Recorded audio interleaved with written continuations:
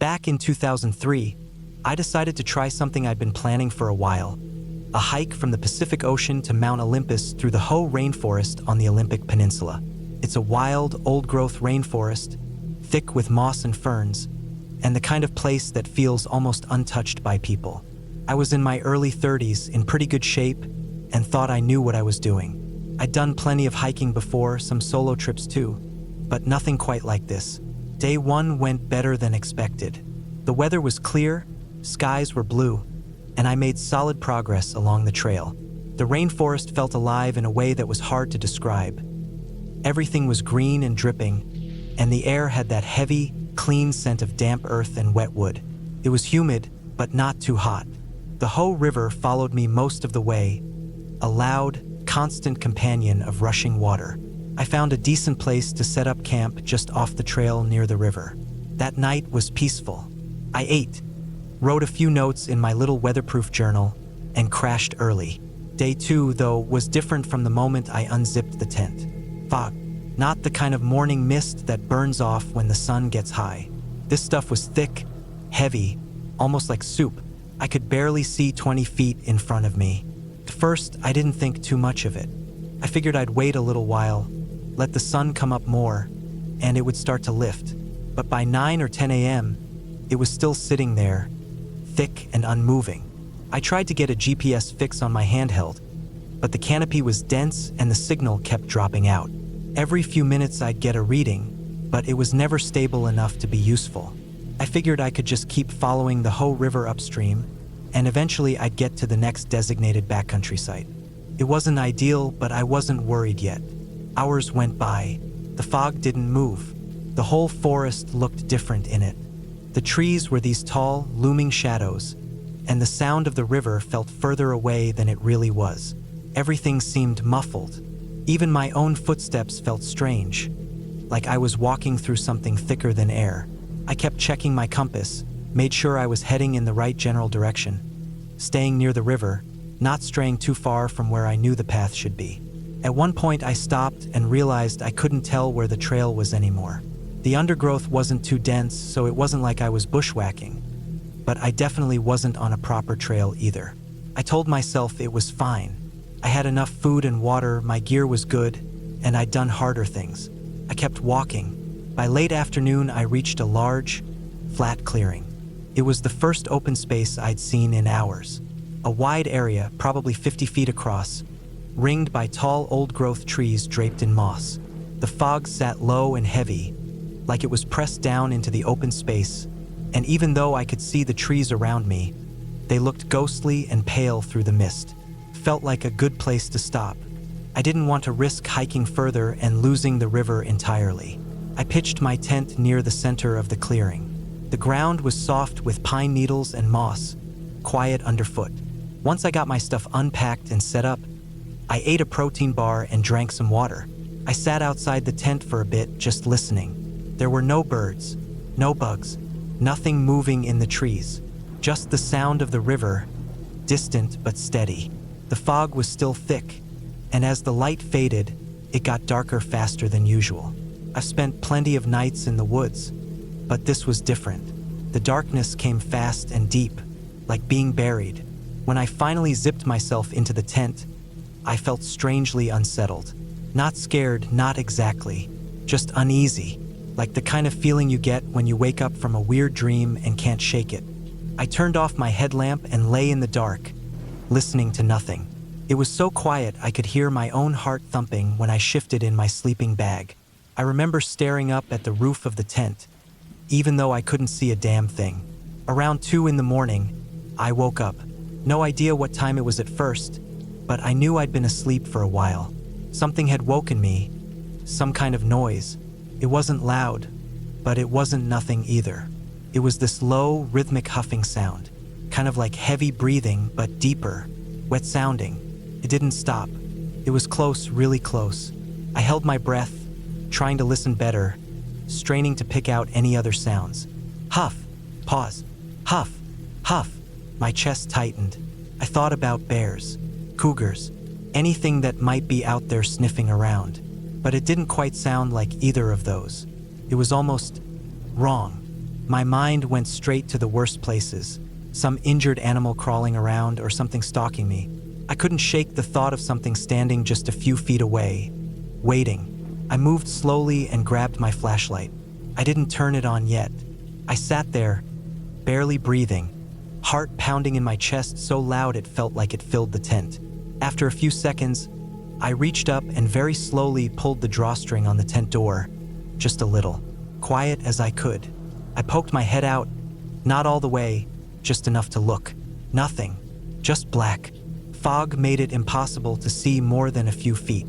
The world outside the tent was just darkness, but the noise was still there. 5 feet away, maybe less. That's when I thought about Sasquatch. I'm not even the kind of person who believes in that crap, but my brain was spinning, and the noise didn't sound like anything I could place. It was big, whatever it was, big and close. I was frozen there, crouched halfway out of the tent, light in one hand, trying to tell myself to stay calm. I flicked the flashlight on. The beam cut through the fog and landed right on the side of a huge Roosevelt elk. The thing was massive, bigger than any deer or elk I'd ever seen before. His breath came out in thick puffs. It turned its head when the light hit it, blinked, and bolted. It didn't bolt away from me though, not right away. It spun in place, hooves kicking up moss and dirt. Then it darted to the side and slammed straight into a tree. I heard the crack of antler or bone or both, and then a heavy thud as it dropped. The sound was so sudden it shocked me still. Just this huge mass of animal collapsing right in front of me. I stayed in the tent. I sat there for maybe 30 minutes, flashlight still in hand, just staring out into the dark. I couldn't see much anymore. Everything past the first few feet was fog and night. Eventually I heard it groan. A low, awful sound, followed by shuffling and the snap of underbrush. Then the groan again, and then I heard it move away. Hooves slipping, scraping, eventually finding their rhythm as it huffed and staggered off into the woods. After that, the silence returned. I didn't sleep again that night. I lay in my sleeping bag, fully dressed, flashlight on my chest, waiting for dawn. The fog didn't lift until mid-morning. When I stepped out of the tent, the clearing was just as quiet and empty as it had been the night before. I found a shallow scrape in the dirt near one of the trees, a few strands of fur, and one broken branch with a smear of something dark on the bark. That was it. No trail, no blood, nothing to say what happened except for what I'd seen. I packed up and headed out right after that. Took me the rest of the day to find the main trail again. I never saw the elk again. I don't know how bad he was hurt, but he was strong enough to get up and leave, and that was enough for me.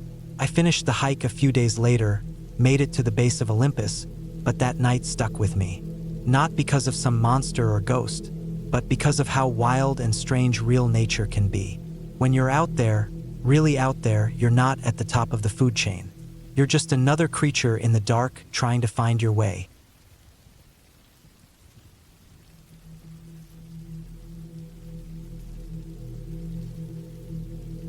I've spent years of my life out in the woods, not just weekend camping trips. Weeks-long stretches where it's just me, my brother, our gear, and whatever the wilderness throws at us. We've hiked through dense forests in Oregon, crossed empty plains in the Dakotas, and navigated dry, sun-blasted paths in the Southwest. You see a lot when you live like that. You see things most people never will. Some of it's beautiful, stunning sunsets, quiet lakes that mirror the sky, herds of elk moving like shadows through the trees. But some of it sticks with you for different reasons. We were about a week into a month-long backpacking loop through parts of Arkansas and Missouri when we hit the Ozarks. Mid-autumn, leaves just starting to fall. Crisp air during the day, cold as hell at night. We'd planned to hike a section of forest trails and then cut across into some rougher, less traveled land using topographic maps and our own judgment. We were used to that kind of thing. No marked trails, no clear paths, just us and whatever lay ahead. One late afternoon, we were pushing to find a place to camp before sunset. We were moving along a ridge, trying to stay high for a better vantage, when we noticed a break in the trees down a slope to the left. It looked unnatural, cleared, like something had been there once. Maybe a fire pit, an old homestead, or logging activity. Curiosity got the better of us. We dropped our packs at the edge of the slope and picked our way down. What we found was something I still don't fully understand. At first glance, it looked like someone had tried to build a sort of makeshift pen or enclosure using barbed wire. It was a roughly 10 by 10 square, the posts thick and buried deep into the ground. The wire had long since rusted, but it was still taut in most places. It was arranged almost carefully, but not in a way that made sense. Too tight for livestock, too high to be casual fencing. And hanging from the wire, tangled and torn in places, were the skeletal remains of deer. Some of the bones had long been picked clean. Others still had ragged bits of dried flesh clinging to them. There were antlers, hooves, partial skulls. Some were adult deer, bucks and does, and others were fawn-sized. The most unsettling thing was the center post. It looked like someone had dragged 2 deer into a pile and wrapped them around it like some kind of grim totem. Their limbs jutted out in unnatural directions, tangled and fused by decay and time. We didn't talk. We didn't have to. We just backed away slowly. You see some nasty things in the woods. Coyotes tearing apart prey, bears going through trash, even hunters being reckless. But this was different. This was arranged. This was intentional. We made camp on the ridge that night, a solid half-mile from that place, and neither of us slept much. Every time a branch snapped, I sat bolt upright, staring into the dark. My brother stayed zipped in his bag, eyes wide open. We left at first light. A few days later, we crossed into New Mexico, aiming for a small town that showed up on an old map. It was barely marked, just a dot near the edge of some dry badlands. But we were running low on certain supplies and figured we might be able to scavenge or at least find a road out to a real town. What we found wasn't what we expected. The town was little more than a handful of buildings, for maybe 5, clustered together with what looked like a dirt road connecting them. No signs, no real markings, just an empty shell of what used to be something. There was a gas station with a rusted pump, a diner with all its windows boarded over, a house with a collapsed porch, and a garage that looked like it hadn't been opened in decades. But the weird thing was, it wasn't entirely dead. Inside the diner, there were supplies, canned food, bottles of water, some fresh fruit that couldn't have been more than a few days old. In one of the back rooms, we found a pile of folded clothes and a cot with clean sheets. There was even a small electric lantern, still flickering dimly, batteries running low. Someone was living there, or had been recently. We stayed for 2 days, poking around, calling out occasionally, watching for movement. Nothing. No tracks in the dirt. No lights at night. No sounds. Just a steady, unchanging quiet that settled in your ears like cotton. The place felt like someone had just stepped out to stretch their legs and never came back. We eventually left, spooked and uneasy, and headed west. That was when we found the trailer town. That's the only name I have for it. Out in a valley, way off any road or marked path, sat what looked like a collection of 6 or 7 trailers. Old ones, different makes and sizes, arranged in a half circle like they'd all just rolled in one day and never left. Some were tipped slightly, sunken into the earth. Others were still upright but looked weathered and cracked. We walked through it slowly. No birds, no wind, just that strange, settled silence again. Inside the trailers, there was evidence of people. Old furniture, dishes stacked in sinks, faded photos on the walls.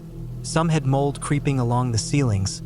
Others were full of dust and rodent droppings. But none of them looked wrecked. They just looked abandoned, like whoever lived there had just vanished all at once. One of the trailers still had a newspaper on the table from 2004. Another had a half-completed crossword puzzle and a pen beside it. There were unopened letters, kids' drawings, a broken coffee mug on the floor. No signs of struggle, no spray paint or vandalism, just frozen lives. It was around then that we started to feel like we were being followed. Nothing we could prove. No footprints, no voices. Just that crawling feeling on the back of your neck that never quite went away.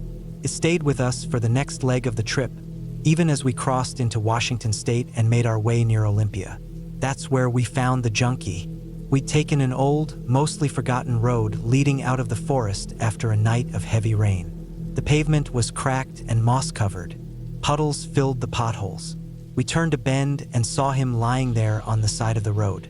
Face pale, eyes glazed over, arm tied with a length of tubing, a syringe still hanging loosely from his fingers. His clothes were soaked, and his lips slightly parted. We didn't touch him. We didn't check for a pulse. There was no point. You could tell he'd been there a while. Long enough for his body to stiffen, but not long enough for rot. We walked past him. That might sound cold, but there's a certain numbness that takes over after you've seen enough strange things. We reported him when we got to the next town. Gave coordinates. Let the police take it from there. The worst thing we ever saw, though, was in the Yukon. Deep woods, miles from the nearest town. Snow still crusted the ground in patches. It was quiet, beautiful in a lonely kind of way. We were moving through a stretch of pine when we saw something hanging from a tree. A dummy, human-sized, dressed in flannel and jeans, hanging from a thick rope, tied cleanly around the neck. The body was stuffed with straw or something similar, but the head was a plastic mask, white with red lips, hollow eyes. It didn't move. It didn't swing. It just hung there. No trail nearby. No campsites. No signs that anyone had been through recently. We circled it once, then moved on. I still don't know why someone would put that there. Maybe a prank. Maybe a warning. Maybe just a sick joke. But it sticks with you, just like the deer pen, just like the empty town, just like the quiet trailers. You spend enough time in the wild, and it stops feeling wild. It starts feeling watched, like there are pockets of the world people forgot, but something else didn't. We never found answers, never got explanations, just memories burned into our heads. People always ask why we kept going back out there.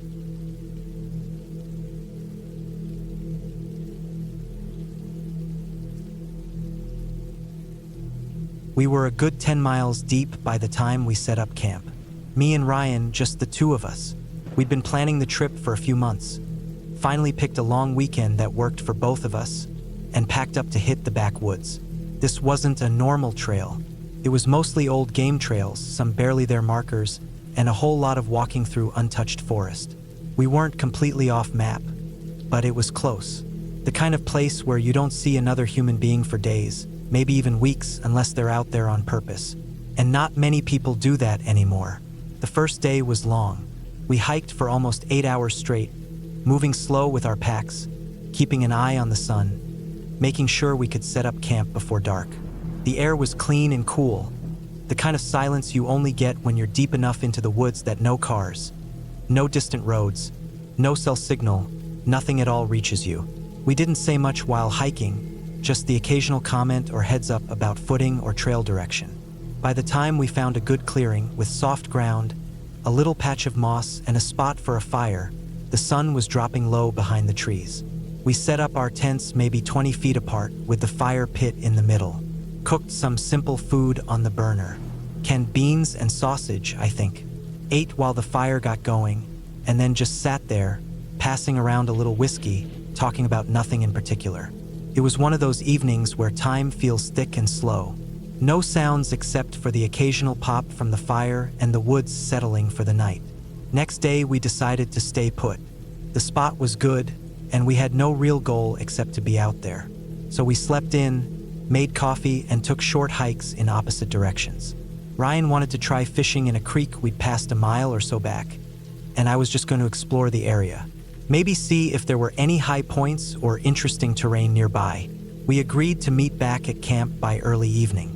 Late afternoon, I started gathering wood. Most of the stuff nearby had been picked over, so I went a little deeper into the trees to get good dry pieces. The sun was dipping behind the ridge, so the shadows were getting longer, and the air had that sudden chill that comes out of nowhere in the forest. I was just grabbing long limbs, broken or fallen stuff I could drag back to the fire. I was hauling back a bundle of branches when I spotted something poking out from under a fallen tree. It looked like a solid piece, clean, long, straight. I reached in and tugged it out. It was about 5 feet long, maybe 3 inches thick. The wood was smooth, unusually smooth for something just lying around in the dirt. I looked closer. It wasn't just smooth, it had been sanded, or whittled, shaped. The grain had been worked over, worn down, like someone had been at it with a knife and patience. At first I thought it was a walking stick. The top part had this curve to it, kind of like a handle. I held it up and turned it in the light. That's when it hit me. It wasn't a handle, not even close. It was a dick, carved dick, like not a joke one, not some dumb kid's idea of funny. This thing had been made with time, precision, care. The shaft was smooth, shaped realistically with vein lines raised out of the surface. The head was carved in, detailed, textured. It was shaped perfectly, proportioned like a real one. Hell, the base even had ridges carved in a spiral, like someone had worked the whole thing over and over until it was, I don't even know, perfect. I just stood there for a second, not really understanding what I was holding. Then it clicked. This hadn't been dropped or forgotten. Someone made this out here. Someone carved this, in the middle of nowhere, and then left it or used it and walked off. It made my skin crawl. The woods already felt empty and quiet, but now there was this heavy, uneasy silence. I turned slowly, eyes scanning the trees, expecting, I don't know, someone watching me, someone waiting, but there was nothing, just the long stretch of trees and that thick quiet. I dropped the stick, didn't lean it against a tree or toss it gently. I just let go of it, like it was hot or wrong. I turned and walked fast back to camp. Not a run, not quite, but as fast as I could without breaking into a sprint. When I got back, Ryan was already back too. He had fish, grinning like he'd found treasure. I didn't say anything, didn't tell him, just helped him gut the fish and build the fire higher. I wanted that thing out of my head, pretend I'd never found it, but I couldn't stop thinking about it. The time it would have taken to carve that, the fact that someone had done it out here, not at home, not as a joke, in the woods, where no one else should be. That night I couldn't sleep. I lay in my tent, staring up at the nylon ceiling, listening. Every twig snap, every rustle of leaves, every groan of the forest sounded too close, too human. I kept thinking, who made that? And why? And where were they now? Around 1 or 2 a.m., I sat up, unzipped the tent, and looked out. Just the dying firelight, orange embers pulsing, smoke drifting up in the dark. Ryan was asleep. I could hear him snoring softly. I listened again. There was nothing. No footsteps, no breathing, no movement. I crawled back into my bag but never really slept. The image of that carved stick wouldn't leave me. It wasn't just the carving. It was what it meant. Somebody had been out there, long enough to carve it with nobody else around. And they weren't just hiking. That wasn't something a normal person makes. Next morning, I made an excuse. Told Ryan I was feeling off, maybe a stomach bug, maybe just tired. He asked if I wanted to pack out early. I nodded. I said I just didn't want to be out there anymore. We hiked back in silence. No music, no jokes. The whole way back, I kept looking over my shoulder, watching the trees, listening for footsteps that weren't ours. By late afternoon, we reached the truck, threw our packs in the back and drove. Neither of us talked much until we hit service again. Then it was just music, the kind that fills the silence and keeps your brain distracted. I never told Ryan about what I found. I didn't want to explain it. I didn't want to see the look on his face when I did. And honestly, I didn't want him to tell me I imagined it, or worse, that he found something like that too. When I got home, I kept thinking about going back out there, finding that spot again, taking a picture, maybe just to prove I wasn't crazy. But I didn't. I couldn't even bring myself to open the topo map and mark the location. Every time I tried to trace the path we took, I felt sick. The woods used to feel big, beautiful, peaceful. Now they just feel empty, not in a good way, in a someone else is out there kind of way. And the worst part? Every now and then I still think about that carving. The detail, the care. Whoever made that, they weren't in a hurry. They had time. They wanted it to be just right. And that scares me more than anything else.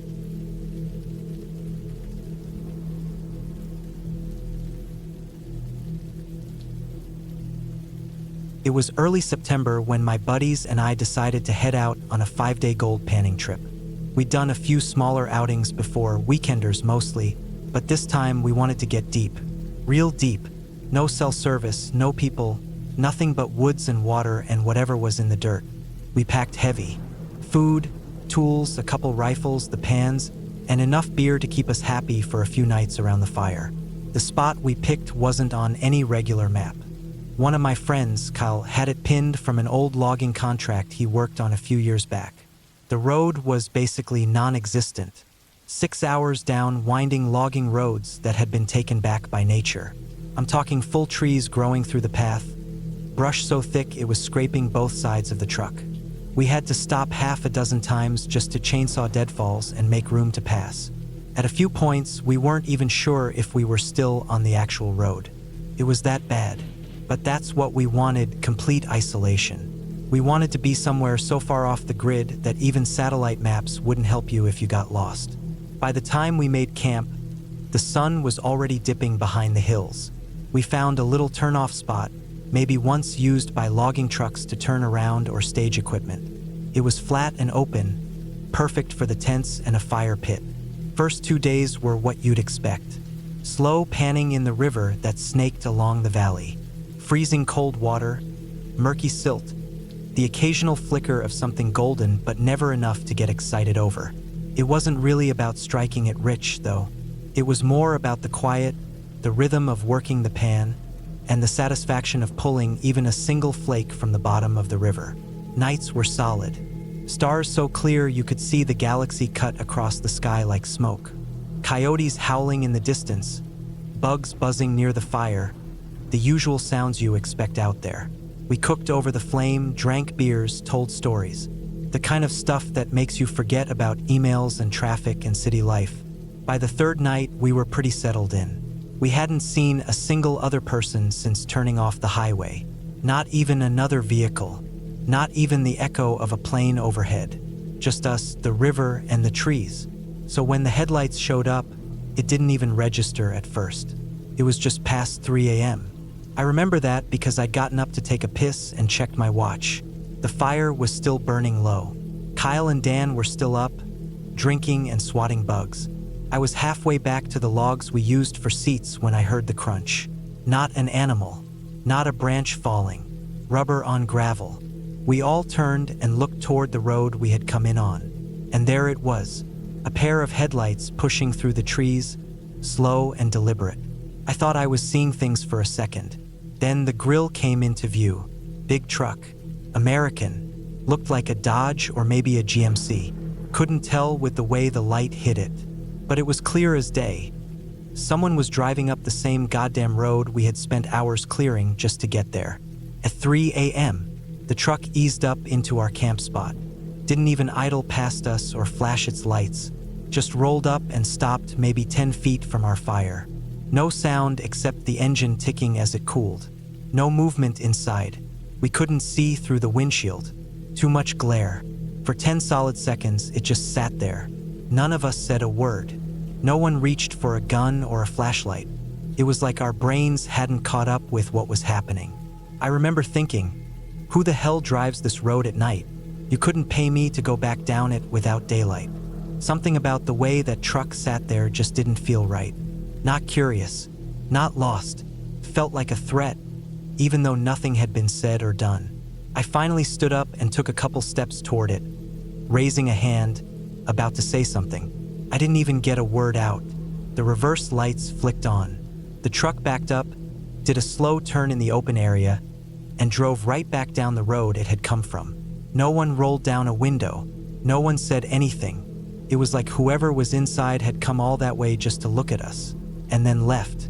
We sat in silence for a long time after that. No one finished their beer. No one made a joke. Every one of us was thinking the same thing. That truck wasn't lost. That truck wasn't surprised to see us. That truck knew exactly where it was going. Sleep didn't really happen that night. We all crashed in the same tent, rifles within reach. Every little noise outside sent someone half sitting up, straining to hear footsteps. We expected something worse, that they'd parked down the road and were coming back on foot, or maybe waiting for us to fall asleep before doing something. But nothing happened. Not that night, anyway. Morning came, gray and damp. We packed up in record time. No one said it out loud, but we weren't staying another night. We figured if we left early enough, we could make it back to civilization before sunset. But part of us also wanted to see if the truck had left any signs behind. We drove slow down the road, watching the dirt for any new tracks. There was only the one set of tire marks, leading in and then right back out. No sign they'd pulled off anywhere else. No footprints, no flattened brush, nothing. And that's what stuck with me the most. Whoever it was didn't stop to rest, didn't set up camp, didn't so much as take a piss in the woods. They drove 6 hours through terrain that damn near chewed our truck to pieces, reached our camp in the dead of night, watched us for a few seconds, then turned around and left. The only explanation that made any sense was that we had set up too close to something we weren't supposed to see. A grow-op, most likely, maybe part of a larger operation, a staging area, a trailhead. We didn't know, but it made a lot more sense than any other theory we tossed around. Maybe they had motion sensors. Maybe someone was monitoring the road. Maybe they didn't care who we were. They just needed to know we weren't cops or competition. Still, the silence, the timing, the way they didn't acknowledge us, it was more than just a security check. It felt personal in a weird, quiet way, like we'd crossed into someone's territory, and they came to remind us we weren't alone. We never did go back to that spot. The gold wasn't worth it. Not when the back of your brain won't stop playing out what could have happened. Not when the woods stop feeling empty.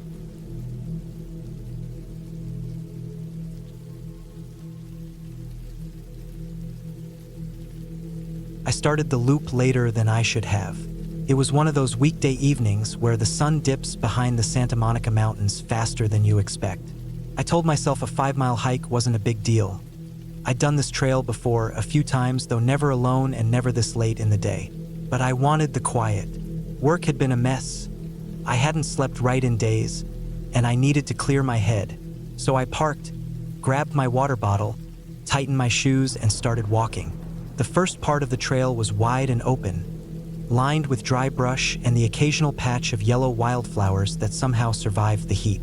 There were barely any clouds in the sky, just streaks of pink and orange that looked like the tail end of a campfire.